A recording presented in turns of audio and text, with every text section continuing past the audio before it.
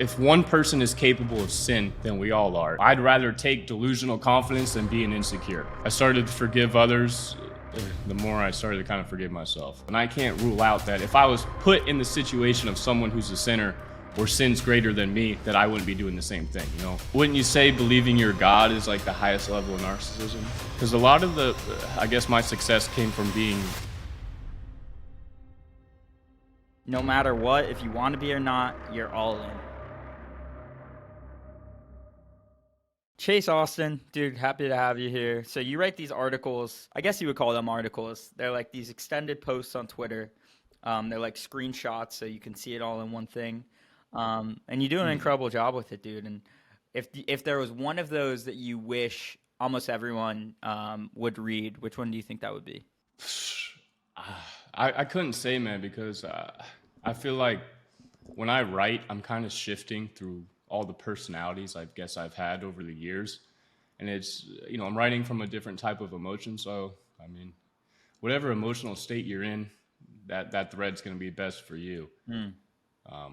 But yeah, people should go check them out.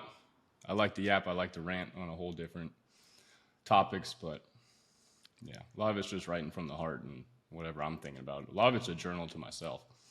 That's a good way to think about it. I think my favorite one was the all hyper successful men have this in common. What was that one about? Sort of remember.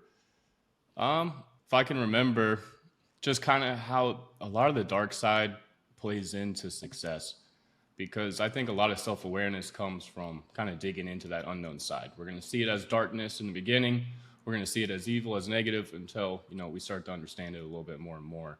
And I'd say successful guys have, you know, a greater span of self-awareness because they've gone through maybe some shit, or they've allowed themselves to kind of go into those negative aspects of the mind and then kind of derive knowledge out of them.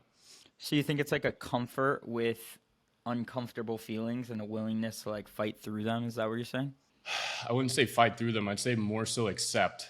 I've kind of had these thoughts to where, you know, Joker and Batman. Batman is fighting the street level bad guys and criminals, and Joker's kind of trying to show that, hey, it's the politicians, it's the banks that are bad. And I think the more you study yourself and human nature, you start to see kind of the aspects of Batman and Joker or God and devil within you. And it's like Carl Jung, and he talks about the shadow. And that I think if one person is capable of sin, then we all are. And it's really based on circumstances. That the soul I was born with, the consciousness, the energy I live with, who I am, Chase Austin, has been molded, you know, by my family, by who I grew up with, and all that sort of stuff. And I can't rule out that if I was put in the situation of someone who's a sinner or sins greater than me, that I wouldn't be doing the same thing, you know? Who's to say your environment and influences around you can't drive you into certain levels of sin? And I think it's more so about accepting that your soul has the ability to be very positive or be very negative. And then once you understand that, you stop blaming everything else. You stop judging other people. And it's like, you know, I don't see them as evil because I have the same capacity to be evil. Maybe I'm better at managing it or didn't have the same circumstances, but that ability to sin still exists inside me. And I think the guys who become self-aware enough to realize that is they start to learn how to control the beast within. And instead of losing control of the beast or it turning into your demons, it's like I can now control that voice and use it as fuel. Because a lot of I guess my success came from being very critically honest with myself. And if you block out that voice, you're going to be in a state of delusion, I think. I love that. I think that was probably my biggest takeaway from listening to those brute de force spaces. I don't know if you listen to any of those. But one of my favorite takeaways was this idea of, as a man, you know, everyone talks about the ego being bad. But the ego's only bad when you have a false sense of it. When your understanding or your level of you know, confidence or insecurity is balanced with the type of person you are, then your ego isn't bad. It's when you either have too little or too much in relation to who you are as a person that things start to go amok. And I think I like that takeaway. Yeah, I definitely agree with that. I think the ego is healthy because think about how intrusive and negative your thoughts can get. They're very loud.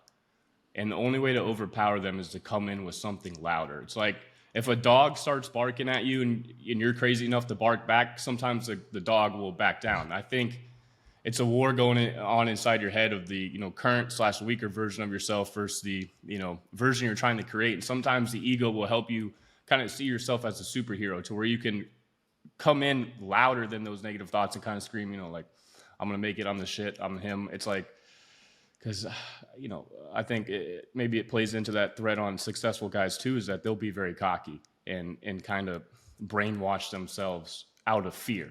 And maybe they're lying to themselves, but, you know, I'd rather take delusional confidence than being insecure. And things start to work out just, I guess, when you kind of let go of the whole sense of the ego versus self, I think, and just see it all as yourself. Kind of goes back to the whole thing with the guy being a sinner. Everyone thinks they're not a narcissist. Everyone thinks they're not selfish, but I mean, like, we all do things for selfish reasons. We all have some negative aspects, and I think the more you accept them, they stop, just, you stop doing them unconsciously. You do them less and less. I think that understanding of, like you were saying before, about if you were probably in their shoes, you probably would be doing similar actions as them if you had all their experiences, if you were in their body. It brings so much more empathy and so much more of, like, you take things less personal. Everything kind of, once you truly, like, internalize that, there's a lot of benefits that come from it. It starts to get a little murky when you think about, like, free will and that whole debate. But when you just, you know, take it on the surface, there's a lot of empathy that gets stemmed from it. Definitely. I think that's what helped me a lot is I started to forgive others the more I started to kind of forgive myself. When did you start writing? When did I start writing? On Twitter, I should say. Well, I started tweeting in like 2016, 2017. I was like a senior in high school. I'm 27 now. Started tweeting in 2016 from like a separate account. I was very into spirituality and consciousness. I was going through my, you know, awakening phase. I was doing drugs in high school. I probably shouldn't have been.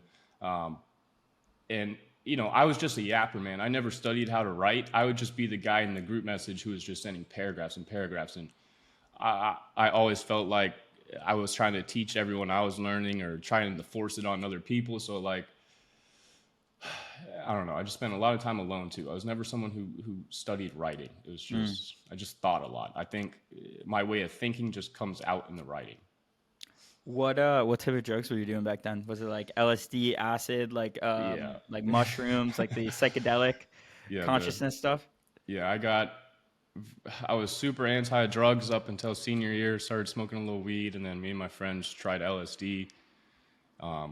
We were thought we were gonna go do it like a party type of thing. I had no like, oh, I want to do psychedelics to become spiritual. It's like, oh, we're a bunch of dumb high school kids who just want to, you know, be degenerates. And, you know, ended up doing that first time. It was, you know, just kind of mind blowing. But then I did it alone, and that's when my entire life changed. And I went from atheist to fully believing in a higher power overnight. You know, just started to love myself and feel love for a lot of people. It was very mind bending but also at the same time, I don't want to advertise psychedelics because I've seen people do it and then go down the total opposite spectrum of just going into being a schizo or just kind of losing their mind. So it's a very dangerous thing to go into, but it definitely opened up my eyes, and a lot of people I know have kind of experimented with that stuff, and it opened my eyes to, I guess, the spiritual ways of life.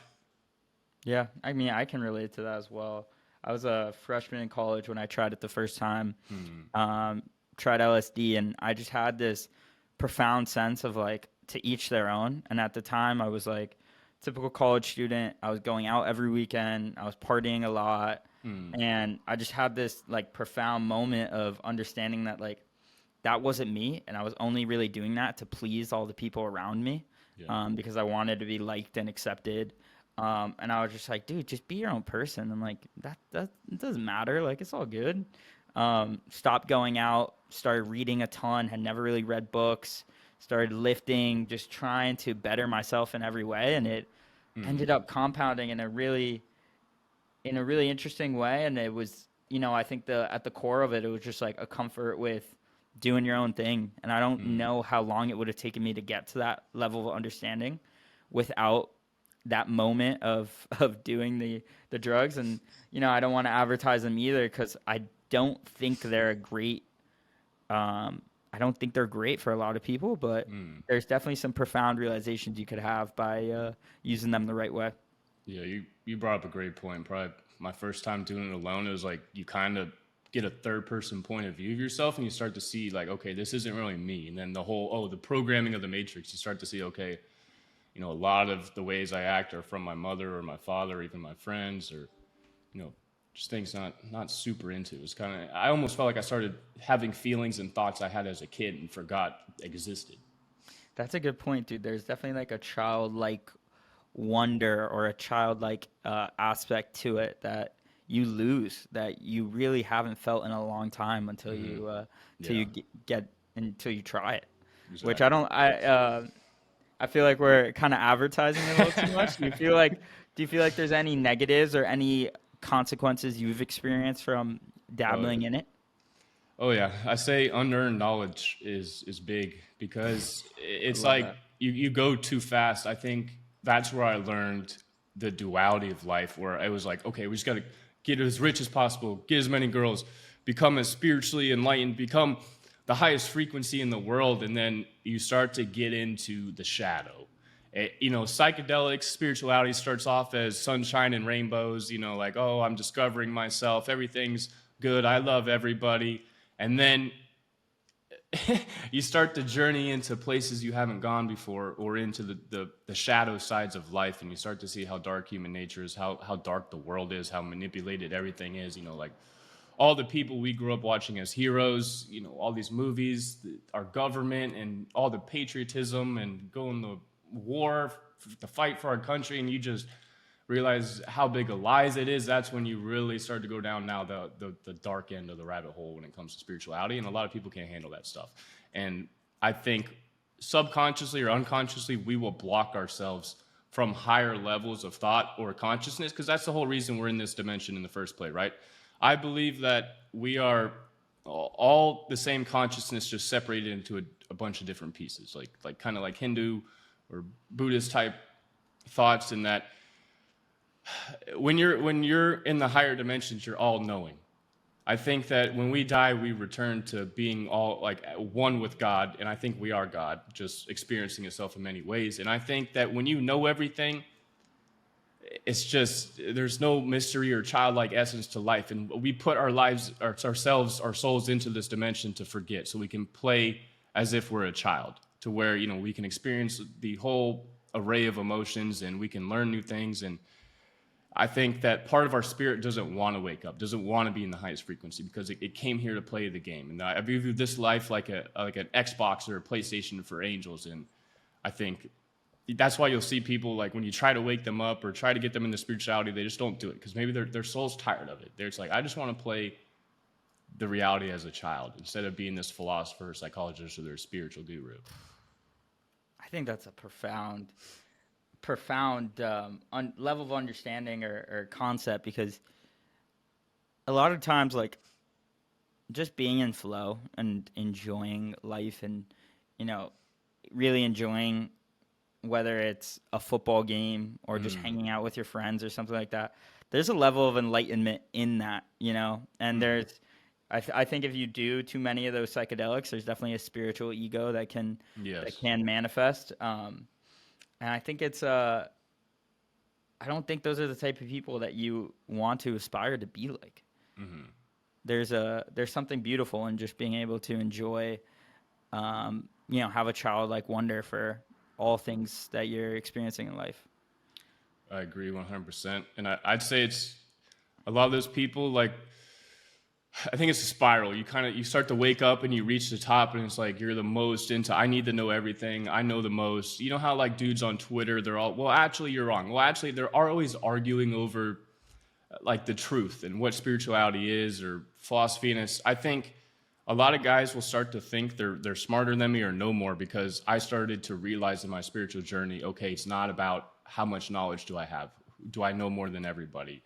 Am I the most enlightened or highest frequency? I think you start to appreciate the things like football or sports, because you'll see the people, the Romans, circuses, and give them circuses, and it's like, bro, that's fucking cringe. Or they'll start talking about fluoride, and it's like, bro, that stuff has been around since 2016, 2015.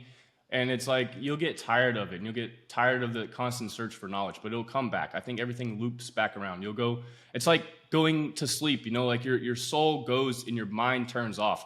I think you'll have periods of time where you're in a higher state of consciousness or throughout your active life, but then it'll kind of settle back down so you can play the game.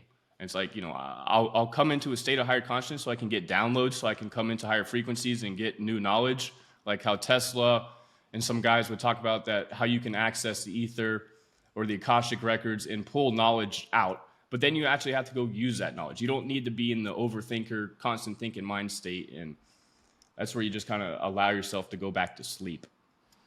I love that concept of just like playing the game, or like realizing that you're in the game, because no matter what, if you want to be or not, you're all in. And just like really playing the game and owning the game. There's so much power in that, dude, because it's fun when when you're really trying, when you really put yourself out there, you kind of put things on the line, you experience the high highs, the low lows, whether that's, doing a podcast, starting a business, having just some sort of adventure and being in the thing, in the arena. There's a beautiful thing that I think gets lost with the comfort of daily life for a lot of people. I mean, I'd say as spirits, we're drug addicts for emotions, Like, I think you'll get to a point where you start to look at yourself and be like, damn, in my past, I was craving chaos. Like, I was ruining relationships. I was self-sabotaging just to make the game make me feel more alive or get those adrenaline spikes. It's like, I think a lot of smart guys will kind of try to make the game harder on themselves just to feel alive, get those adrenaline rushes, get into, like, when a bunch of college dudes go to the bar and get drunk, they want to fight. They want to just do dumb shit. It's like there's some part of our spirit that craves the chaos and disorder. And it's like, how much of that side do I want to manage? And then you also, like, I don't know about you, but in my spiritual journey, like when I was the most depressed and hated myself the most and was the angriest, it was like, that was when I was simultaneously having like the highest level good thoughts. And like all the bad shit in my life pushed me to go be better and learn more. So it's like the weird cause and effect of duality where, order comes from chaos. And then it's like, if I keep trying to rule out all the negative sides of myself, if I keep trying to be a perfectionist, if I keep trying to always win, am I hurting myself from winning even higher, Like, do you see successful or rich guys that they get to a point where their mind almost starts to become lazier because they're not having to actively use it and kind of think from the survival mode of like, I got to fix this about myself, or I got to do this. I see a lot of guys get money and then the spiritual journey ends. So I think, is what you're saying, like I guess there's two sides of it, but one is being in a low point is almost a springboard up, because it's like that concept of, if you live 1 mile away from something, you'll walk and it'll take you 20 minutes to get there. But if you live 2 miles away from something, you'll drive and it'll take you 5 minutes to get there. And it's like, because the situation's worse, you get to that destination quicker, even though it was farther away. Is that kind of what you're saying? I guess I'd break it down that, think of a swing set or a pendulum. Like, if I'm going to swing this way, I have to swing this way with equal momentum. And that's like the sun and moon. I breathe in, I got to breathe out. Male and female, like everything's in duality. Everything is a paradox. Everything's like a half truth. It's like, for me to go to heaven, I have to go to hell. And then once I get to heaven, the only place for me to go is back down to hell. And it's like, once I get to heaven, I'm going to reach a ceiling, because there's nothing pushing my mind to go to that next level unless I'm actively engaging in learning. But at some point, someone will die. You'll lose a friend from disloyalty, or a girl will, like, there's something that the moon in night or darkness is always going to return, and then the sun will come up. And it's this constant fluctuation of good and bad. Even like the oceans, they come and back. And it's like, I don't even know where I'm going, but in the sense that once you start to do well in life, you're bridging so far away. It's kind of like a kid that's spoiled. He has rich parents. He's got a car. He doesn't really feel like he knows the value of money. He doesn't really have the work ethic because he's never been forced to go do it. So it's kind of like, the better your life gets, simultaneously you unconsciously get lazier. I think that's.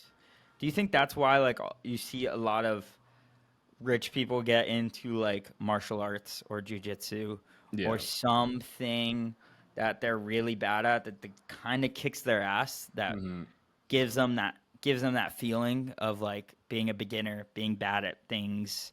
It's almost probably why like I'm sure you're familiar with this. Like there's the stereotype of like the billionaire who will pay for a prostitute to like beat him up, like something like that, because it's like there's something about humans that crave Yeah. that feeling of I I don't know what See, exactly it would be. that ties into our point earlier where it's like the higher you go in frequency and thought and experience, the more stimulation you need to stay at that level. And you could compare sexual pleasure to that stuff. People start off just having sex and then they get into like really dark kinks because it's like, oh, I need more stimulation. This doesn't, get me off as the same way. It's the same thing in business, in life, with everything. It's like the more we succeed, the more stimulation we need.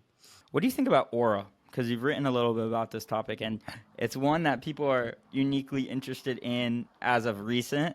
Um, but there's something to it. I think like I had this guest on the podcast, this guy David Sutcliffe, who he is a psychologist, and he flew to Romania and did like a one-on-one therapy session with Tate for Tate's like Rumble channel or YouTube channel back in the day. Was that like And Tate versus therapist? yes, that Okay. guy. Yeah, I saw that video. Yeah, so in talking with him, he was telling me that Tate had like an aura to him that I haven't seen in too many people.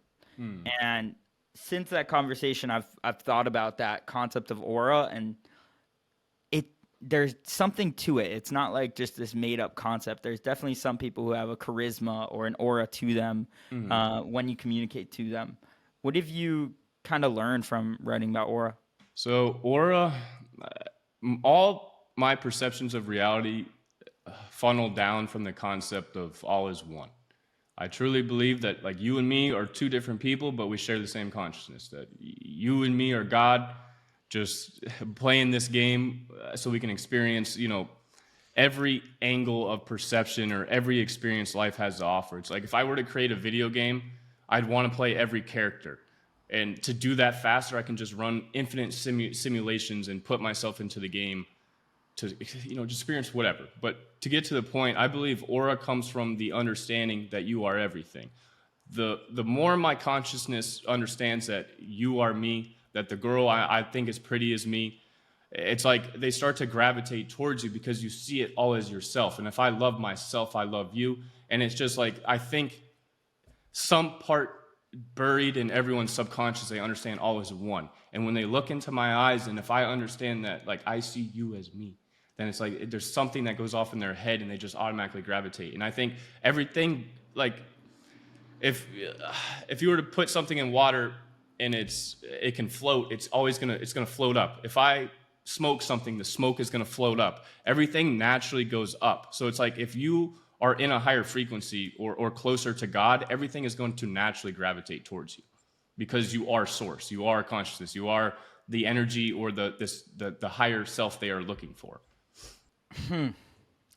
That's interesting. I'm trying to pierce through that because what I derived from, the example of like a Tate or a Trump or those guys who have, this outsized aura essentially to them, I thought what it was like an extreme narcissism. And because it's an extreme narcissism, there's like an oozing of confidence and Well, because of that, wouldn't you say believing you're God is like the highest level of narcissism?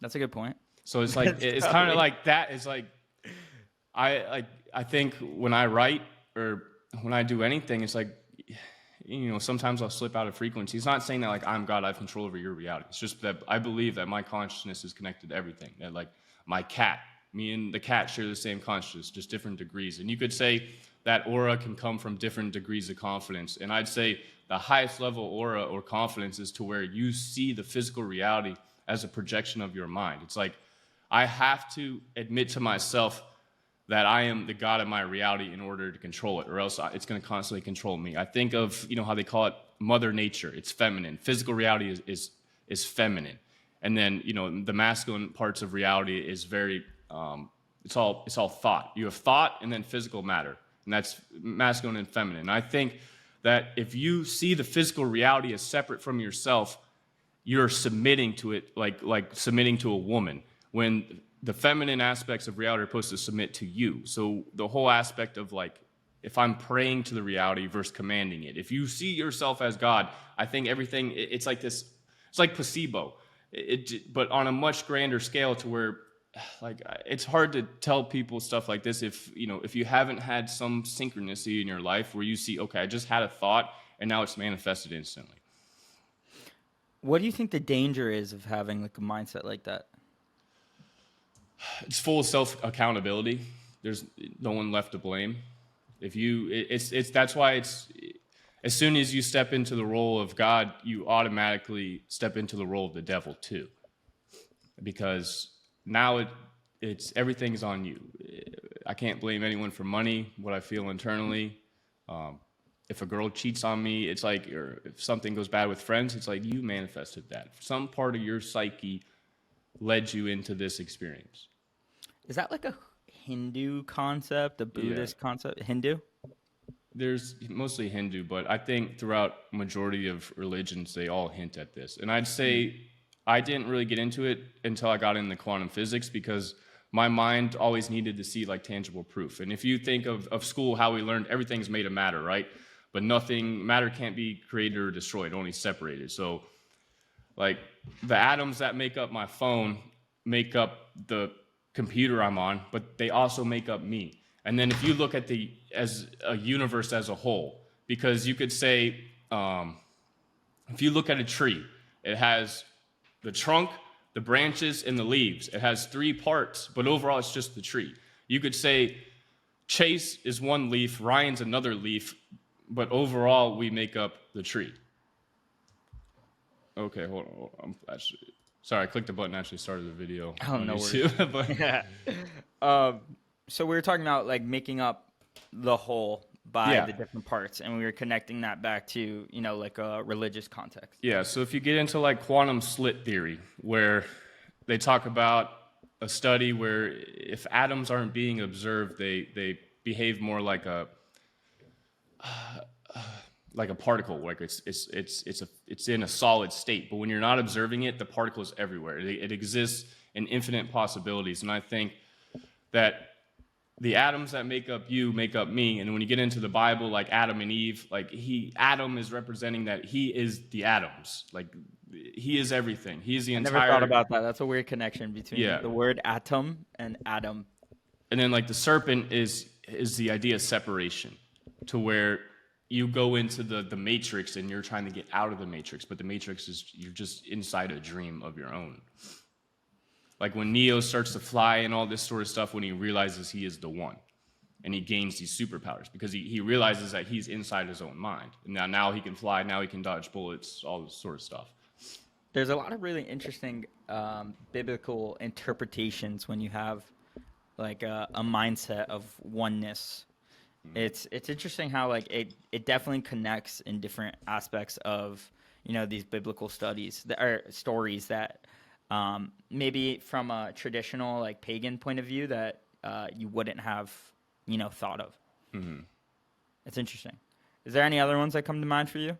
Yeah, like the whole precipitation process. You have liquid, solid, and a gas, and you could say, you know, human spirit in the liquid form is semen. Then it turns into a solid, the physical body, and then when it turns into a gas, it's the astral body. And you know how the physical body is constantly changing states, or water constantly changes states. We are made of water. It's like, I think the soul, and when you see ghosts, like if you've ever gotten into astral projection, out-of-body experiences, astral travel, like a ghost is your astral body. So it's like, I love to look at nature to see how reality works, how my mind works, how God works, how the soul works, if that makes sense. Like, when I die, I think I turn into my astral body, and then you go into these different dimensions, and we have all these, you know, quantum computers just pushing out, that dimensions do exist, and then you get into string theory.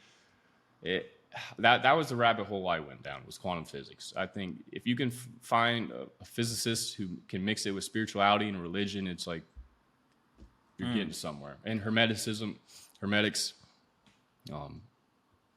Egyptians were big into stuff. When we talk about, how they built the pyramids, and like, I don't know, maybe they came into the conscious state of like realizing they're Neo, and then now you can move matter with your mind. I don't know. I'm very big in telepathy. If I can send a message through the air with this, why can't I do it with this?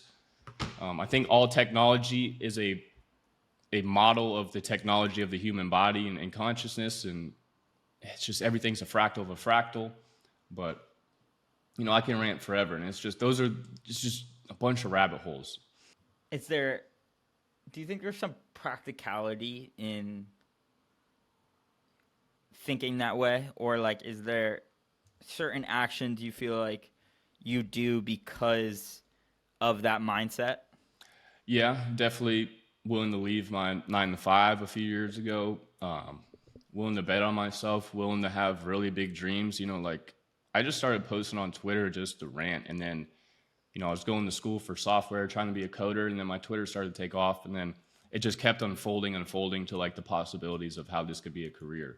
And how is it a career right now? Like, how are you monetizing the content? Just one-on-one coaching, and then running a community. What have you learned from doing the one-on-one coaching? Like, what has, guys been struggling with that you feel like you've been able to make a difference with?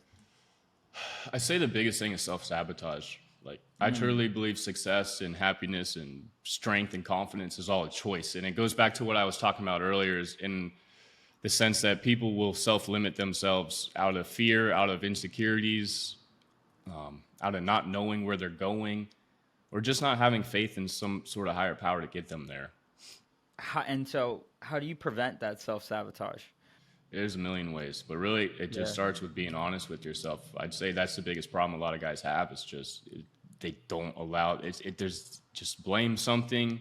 Oh, someone else did that, or that's childhood trauma. It's like, man, no matter what happened to you, you are who you are now because of it, and you can't change it. So you have to be honest with yourself and really dig. And I'd say that's the thing I did the most, and I think that's what's given me the ability to be able to write and explain people's own thoughts or emotions to themselves, is because I've just journeyed farther. I believe everyone's the same. I think we all go through the same lessons, just to different degrees, and if you go through those lessons faster, you're more self-aware, and that makes you smarter, and you have more leverage in the world because you understand people better than they do themselves, and you get to that point by being brutally honest with yourself. That taking ownership, dude, is so powerful. Like, once you realize, like, taking it even to an extreme, and I know there's some people that probably will have a problem with this mindset, but like, let's say your car gets stolen and your friend was driving the car and he forgot to lock the car, and then it ended up getting stolen. Like, obviously the normal person, their first mindset is to blame their friend. Did you remind them, dude, make sure you lock the car? There are little things when you trace it back to yourself. There's almost always a way you can take on the blame, and maybe that's not the healthiest thing, but you get fucking better doing that. Like, there is a real bettering of yourself and a real empathy that comes from that makes you more enjoyable to be around. Let's say you're the boss and one of your employees messes up. The normal person will blame them, scream at them, whatever. Whereas, the one who takes some ownership is going to be like, dude, that's my fault. Like, here's how we're going to get better next time. There's so much power in that. Yeah, I'd agree. I think when you come into a leadership position or state of higher consciousness or whatever, you almost kind of start to play the role of the father, and you have to see everyone kind of like children, and they're all trying to learn their way. And then sometimes my mind will flip between, you need to help guide them, and then other times will be, well, your friend's a retard. You picked them. So it's like, but at the end of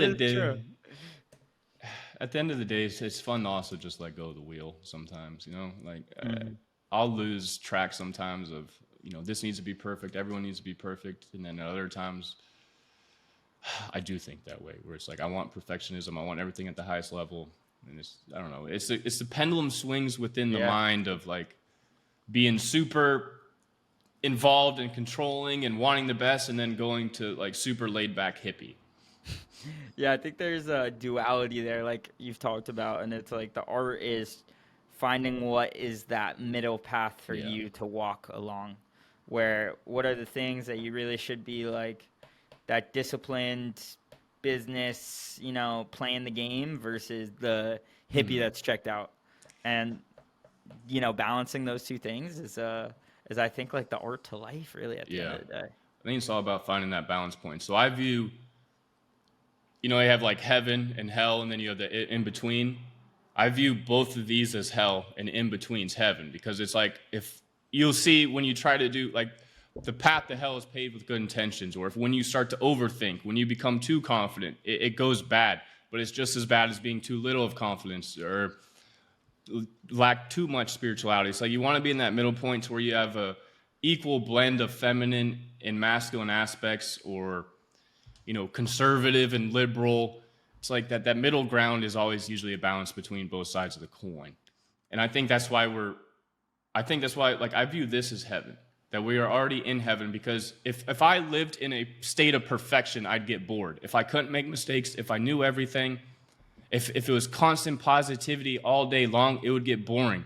And like Mac Miller's, like I'd say my spiritual mentor, and I learned so much from him through his lyrics, and that's where a lot of my ability to write came from. Is like I feel like I write like a rapper, and he just took me through how hell can exist when you have everything. That money, women, status, it's good, but you can get lost in it, and that like hell exists inside heaven too, and you can find heaven inside hell. It's like, I view it's just a constant swing set. You go from heaven, then you go back down to hell, and you go. It's like the figure eight. You just keep your soul is in this loop of going between the dualities of feminine and masculine, or good and bad, or strong and weak. Do you think that there's like, that middle point? Let's use the eight figure or the number 8 as an example of this. That middle point where those, the everything connects. Mm-hmm. Can you stay at that point? It's because like everything has to be moving, like all the atoms that make up everything are constantly vibrating. I think there has to be movement to be momentum. And if everything was just still, I don't think we'd be able to perceive anything. It's just like there has to be some sort, like there has to be, like I think the breath symbolizes the way of life. Like I breathe in and then I breathe out. To take another breath, I have to let go of the current breath. And the sun goes up and it goes down. And we're in this constant state of change. The only truth in this universe is that everything is in a constant state of change, or at least just going back and forth between the sides of duality. Do you think the goal then is to make that 8, almost as small as possible, where, that lowest point on there isn't that low, and that highest point maybe isn't as high, but because it's a small thing, it's not you're pretty even keel, in the large scheme of things. So that's the paradox of free will. And I think that's what the elite are trying to figure out right now, is like, what level of free will and consciousness do we want to be at? Because I believe everything's cause and effect. If I go to heaven, or if I, how we talk about the pendulum, if I swing this high to heaven, I'm going to swing this back to hell. It's Napoleon Hill, every failure comes with equivalent seed to success. I believe everything is equal in duality. So it's like, I always explained it like a wave. When you're listening to music, how it has the little spikes. It's like, if I go up this high, it's going to go down this high. It's like I could be going like this, so I have extreme highs and extreme lows. But then when I start to balance out, it'll be more like this, not as big, not as drastic, but my life, I won't be as happy, but I won't be as sad. So it's like, it's a give and take. If I want to experience the highest highs, I have to experience the lowest lows. And if I want to just not experience the lowest lows, then I have to accept that I'm not going to accept that or experience the highest highs, because there's nothing to cause that big momentum spike up. I love that perspective, dude. I think that's really powerful, because it's almost like peace is at that lower, those lower wavelengths, whereas euphoria and like, I don't know what, dread or like deep anxiety would be on the other side. But those two things are connected, man. And there's you got, if you're gonna go up to the top, you got to go back down. And so it's I think it's a powerful realization that, like, these really strong feelings that, maybe a lot of us crave are always going to have an equal and opposite reaction. Yep. And I think that's where I was getting at in the beginning, where unconsciously your spirit knows this. So it'll self-sabotage and cap itself because it knows as soon as it creates a new high, it's going to come with a bunch of new lows. Like if I start making a bunch more money, if I become in charge of a company, I'm in charge of other people's lives. I have responsibility. My stress is going through the roof because now I'm responsible for someone else's income. I'm responsible for the way their life goes.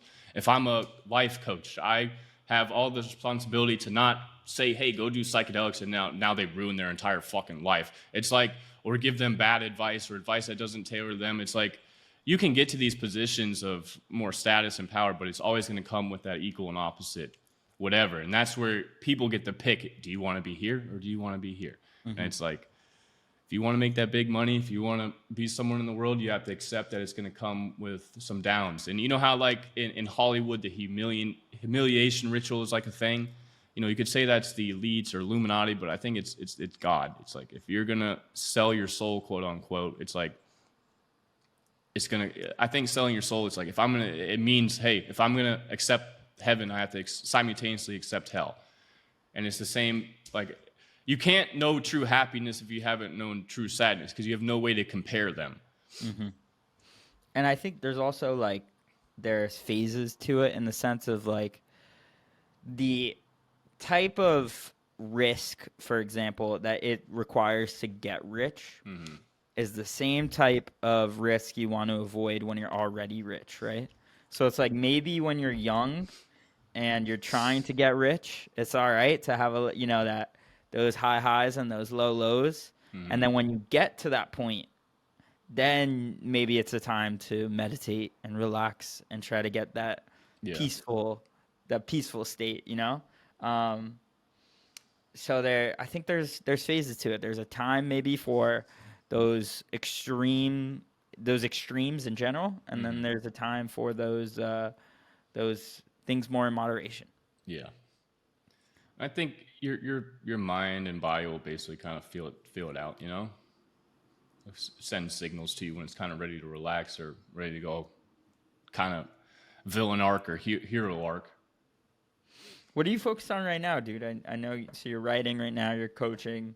What are you kind of thinking about? Like, we've talked about these high highs, these low lows, a little bit of peace. Like, what are you thinking about having that sense of awareness that, like, equal and opposite? This year's my time for the high highs. Let's get it.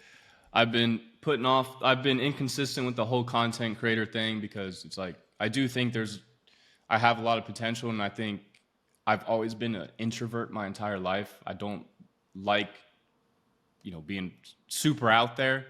And I know that, like, okay, if I hammer content, I'm going to get to a level probably where you can't just turn off the dial of, like, okay, people don't know me, people aren't trying to dox me, people aren't trying to hack me. Or even there's a lot of people who, like, they love you, but they're kind of crazy. And, it's like just me deciding, okay, do I want people trying to dox my family, or if I'm saying certain things online, or if I get well known, do I want the responsibility of being a leader? It's been a real inner battle, I guess, on how high I want to go or what my purpose is. And then, it's easy to say, oh, I think I'll be famous, or I think I'll be at a high potential. But then other parts of me are like, I really don't know. Maybe I'll fail. But I'm getting to the point where I'm just getting bored. And it's like, about to just start sending content and see where it goes, because I start meeting a lot of cool people like yourself a lot of people I can't get on a call, and they'll think I'm crazy or not know what I'm talking about. So I just feel like in my life the synchronicities have been lining up for, it's like, okay, Chase, you need to step into this reality. And now that's why I'll say, like, I've been self-sabotaging, I've been limiting myself, because I'm scared of the highs, the roller coaster, the uncertainty. Is the platform going to be Twitter, or are you going to break into the YouTube? I know you've done a little bit of that as well. Gonna break into YouTube. Fuck yeah, let's go, dude. That's But exciting game. yeah, I'm trying to merge it with entertainment content too, because it's like me and my buddies, we love dirt bike, surfing, partying, all just trying to incorporate, like the spiritual, philosophical stuff with the inner child stuff, like playing football and doing all the sports and just keeping that side. Because I feel like a modern entrepreneur needs that inner child, needs that playfulness, needs that kind of degenerate side. And that's like where the creativity comes from. I'm gonna send you once this episode's done. This podcast on this guy Icky Sojin. Have you ever heard of him? I think you'll really like this guy. So he was, if I remember the story correctly, he was like next in line for the throne of some empire in Asia a long time ago. And they're worried about like assassination and this sort of thing. So as a baby, they snuck him out of the town and they sent him to a Zen monastery. And so he was raised by this Zen monastery. It's pretty crazy. Yeah, and these guys in the Zen monastery. But he was a degenerate. So in his at a really young age, he almost became like this Zen master. And because he grew up with the philosophy, he had such, a deep understanding of it. But at the same time, he had like this very playful side to him. And, you're not supposed to drink as a Zen master, you're not supposed to have sex. And, he would like leave notes that was like, yo, if you can't find me, I'm at the brothel. Like stuff like that. And it was because he almost had such a deep sense of the stuff that you're kind of saying that like, you don't want to be too deep into the one side of it. And part of the game of life is like being Zen and having the fun in the game itself. Yeah. And like finding that flow. I'd say this. I think you should aim to have good habits, be a good person, but at the same time, know you're still human and you're just a man. Like, you're still trapped by this physical body. The physical body has the urges of sex, to eat, to do all these things. You need to keep them to where it doesn't turn into addictions. But at the same time, know you gotta feed the beast. It's like this dog will get really hungry and start barking and start pulling me away if I don't feed it every now and then. You kind of have to feed that shadow, feed that degenerate side every now and then. Suppression is dangerous, dude. There's a really dark side of suppressing things. It's almost like what gets suppressed gets like perverted. Like you almost develop a very weird things happen when you really suppress, that those darker elements to you. And I think you see that a lot of times in like a religious context and like people who suppress their urges so much, and it kind of exposes itself in some bad ways. Yeah, you're seeing that all over the world. That's why I feel like most evil comes from the ignorance of not understanding that you do have a dark side. If all these kids and adults are taught, you're supposed to be positive all the time, you're not supposed to have any flaws, any negative thoughts, then they're trying to hold themselves to a level that's just not possible. And then they start to get mad at themselves. They start to get mad at the world. They start to see themselves as evil because they can't control it, and then it just spirals deeper than it needs to go. It's kind of like if you have a really strict parent and then the kid, ends up being very rebellious. It's like if the parent was just a little less strict, the kid would be a little less rebellious. I wanted to ask you kind of on that topic, which, a big issue right now with young men especially is porn. And you've written a little bit about that topic and written about it from kind of a unique, interesting lens. When it comes to like stopping bad habits in general and porn addiction, what have you kind of uncovered, or what do you think about when it comes to trying to stop those bad habits? So I'd say it can really come from multiple things. Like your life is either doesn't have enough stimulation, you're bored, so you're just doing it out of boredom, or you're using it to be a stress type of thing. Like when you get really stressed, it's just easy because it's like a form of meditation. Your mind turns off. You're able to totally just leave your thoughts for a while. So I think a lot of guys, it's their only way to meditate.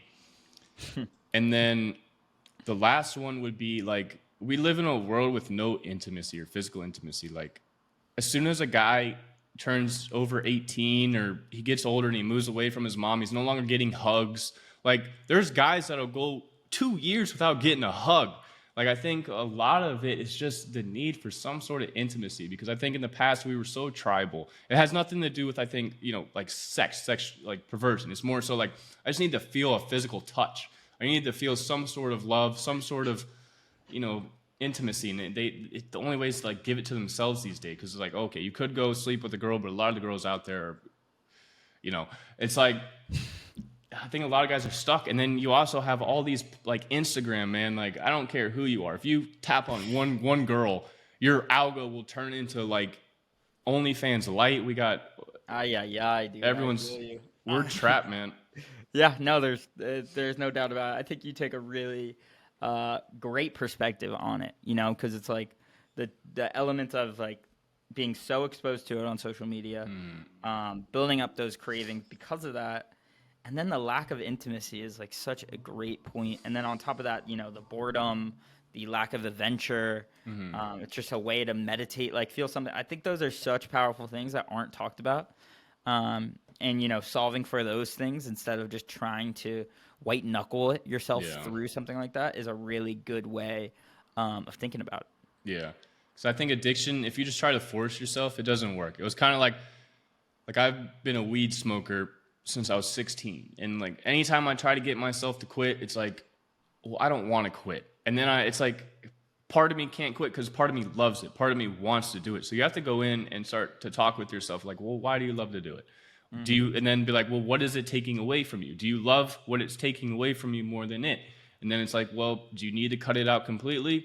Maybe, maybe not. It's like, it's just trying to find, I guess, I call it just stepping into the father of your own self, like trying to father yourself and reason with yourself. And I think even if you just talk to yourself, it'll lower addictions just a little bit because you understand more of why you're doing it. And that makes it easier to go, okay, when I feel this trigger, it's because of this. Maybe it won't stop you, but at least you understand why you're doing it. And I think that's another war you get into. First, you go from just being addicted to something, but then you realize why you're doing it and you still can't get yourself to stop.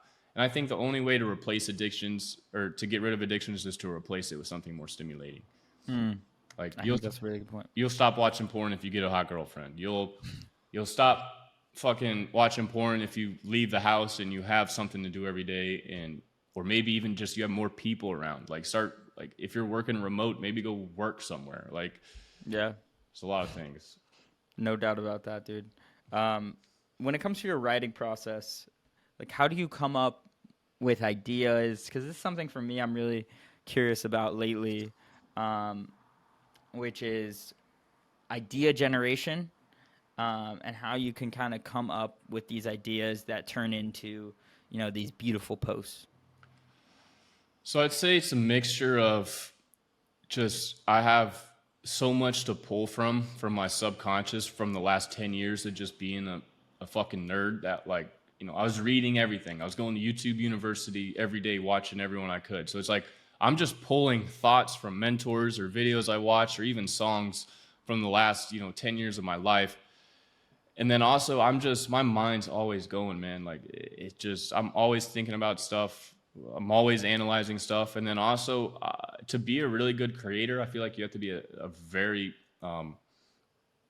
very big consumer. Like I probably consume more information than most people. Like I probably scroll Twitter more than my followers, and it gives me an up to date, kind of like what people are thinking about, what people are talking about. And if someone says one thing, I'll be like, well, maybe I disagree, or maybe I can add on to something, and I'll go write my own version. But most of the time, man, I'll just start playing music in my head and I'll just let my mind go wherever, and then just start ranting, or just the things that are going on in my daily life. Like if I'm trying to get my friend to stop working a 9 to 5 or be more confident or do this, and I'm like, I'll write like what I'm trying to get him to do. If he's blocking himself, I'll write out like what they're doing.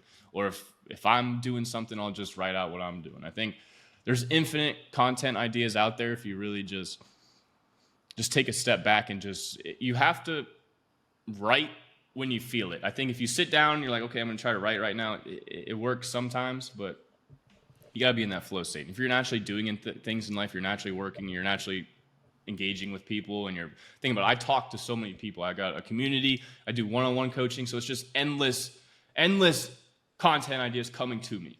If you're engaging with your life, it'll come.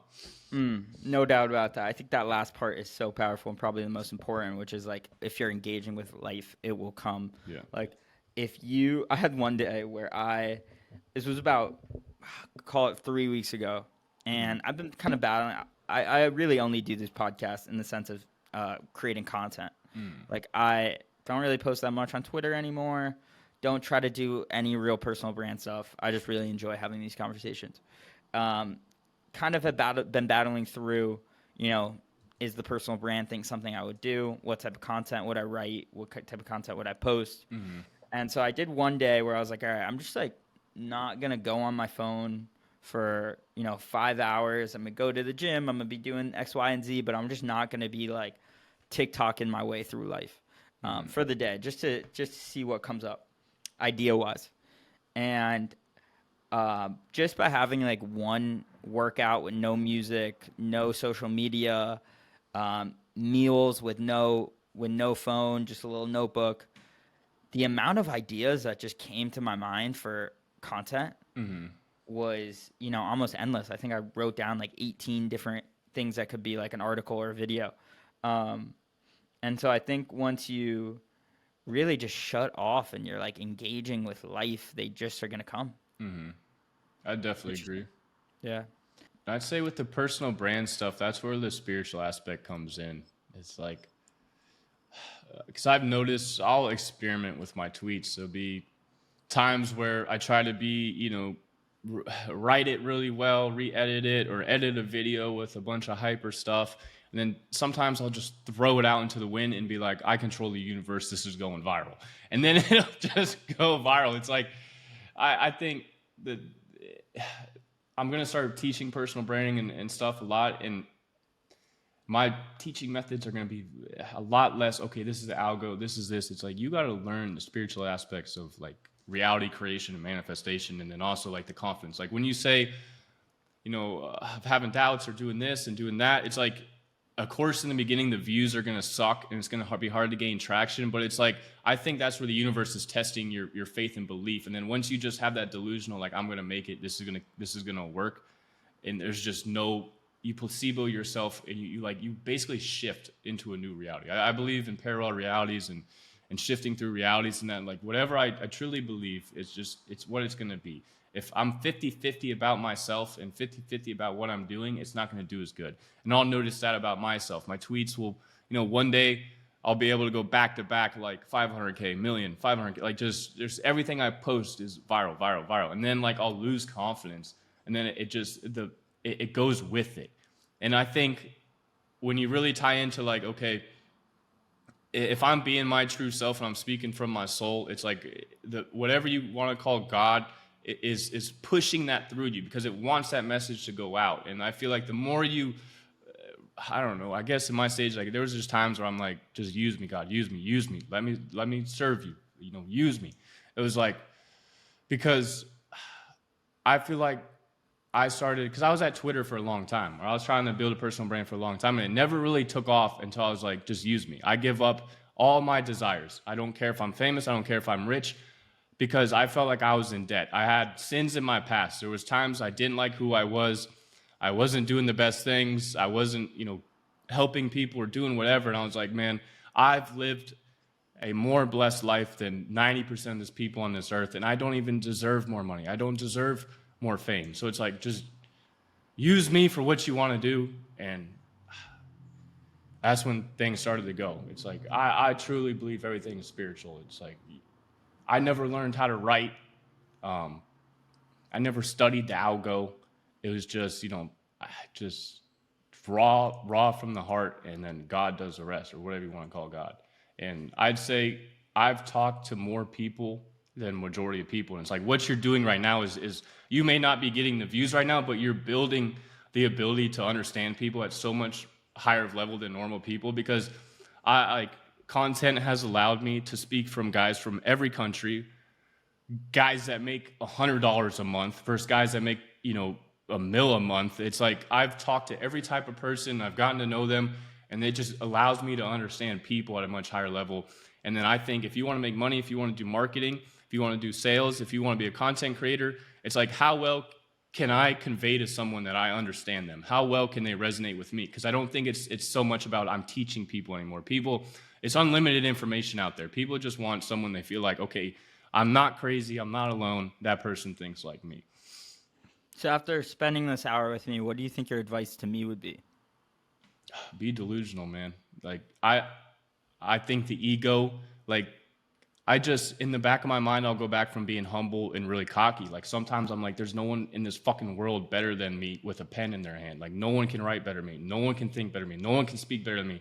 And it's like, of course, that's false. There's always a bigger fish out there. But I feel like when I truly start to be like my own biggest critic, but also my own biggest hype man, like I start to, because a lot of guys will be like, they don't leave their 9 to 5. They don't start a personal brand. They don't start a business because part of them doesn't believe they're capable. So it's like, you're never going to believe you're capable until you see results. So you have to be in that delusional, I'm going to fucking make it, I'm him, and just ignore results. It's just like you ignore the physical reality. It's kind of like how I talked about, you want the physical reality to submit to you. I don't care what my videos are doing. I don't care what my threads are doing.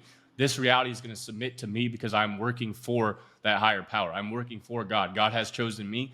All I have to do is fulfill my task. You are just someone who does work. God will take care of the rest. It's like, if you get into manifestation, Neville Goddard, it's like, you set the attention and then the universe figures out the how. It's just, you got to keep laying down the hammer and just focus on, I'm going to speak from the deepest part of myself.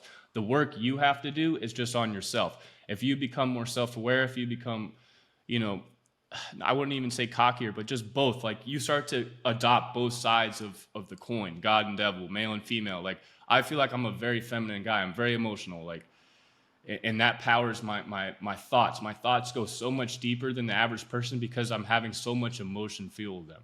It's like if you can really tap into your emotions in your mind, like you'll start to shift into this new reality. Chase, anything we haven't talked about today that we'd be remiss if we didn't cover? Like anything you think the audience needs to know that we haven't spoke about? I think the mind can always think of something, right? There's always something to say, something to think about, and it's just, I think if the audience could really look into duality, it's like I love religions, or I'm not gonna say love, like I see value. Respect, maybe would be a better word. Yeah, I see value in every religion, but I think there's you could have something written for someone at a lower level of understanding. Like if I were to go try to explain quantum physics to a child, I need to put it in like a children's book. I need there to be stories and characters. If you look at a lot of religion, it's stories and characters. If you look at a Disney movie, they teach kids lessons through the stories and characters. And I think that all these religious texts are trying to get you to understand, like Jesus Christ wasn't trying to get you to praise him. He was trying to get you to realize that you possess Christ consciousness, that you can become the one, that you can be Christ-like. And I'd say just people, you got to look into the deeper spiritual aspects of life. You got to start from the end and work backwards. You need to start knowing how reality works. You need to start with understanding how your mind works, how your emotions work. If you don't understand yourself, you're going to be doing things that you don't really want to do, and then you're going to have to backtrack. It's like start with understanding your reality, understanding God, and understanding yourself to the best of your ability, and understand you're never going to fully figure it out. But if you can at least get a good grip on, the laws of nature, the laws of the universe, hermetics, study these religions, study yourself, see how it incorporates to you, and then just go out and talk to people. It's a constant flow of action versus just being a deep thinker. And it's an endless cycle. And it doesn't matter if you make a wrong choice, just as long as you make a choice. If you make the wrong choice, you're still stepping in the right direction. A lot of people just stay stagnant. They're too afraid to lose, too afraid to look dumb, too afraid to look crazy, and that just keeps you in the same spot. So I'd say give up all fear of just looking like a jackass, wasting money. That's another thing. Too many guys are afraid to be broke. I lived at my parents' house till I was 25. I refused to go get a job because I was like, I can just fill my head with knowledge. Why would I go work a job getting paid $20, $25 an hour when I can fill my head with knowledge that one day people will want to basically outsource my mind for? I always believe that if I can make myself smarter and I have a greater understanding, then money will come, success will come. So focus on the mind, focus on you more than the money, more than the externals. The external reality is an illusion. You need to focus on what's going inside your mind because that is what's going to eventually manifest into the physical. Bang, bang. Appreciate you, dude. This is a fantastic conversation today. I think, that last point is so powerful. Just understanding like the world's pretty nerfed right now, Yeah. in the sense of like these big things that you're so afraid of. The worst case scenario probably isn't that bad, and like taking the risk, you're probably not going to fall that far down. Especially like you're not going to be homeless nowadays. Like you're going to have food on the table. I think that you gotta be willing to take that risk. I think it's important, dude, and I appreciate you taking the time for this today. Yes, man, I enjoyed this, and I hope you and me can build a friendship. Always looking for more guys to talk with and do content with. I'm even looking for guys to do podcasts with, personal brands. So, hopefully us two, talking today was meant to lead towards something in the personal branding space, And Hell yeah, I enjoyed bro. this conversation. Me too, brother. Have a good one. You too, man.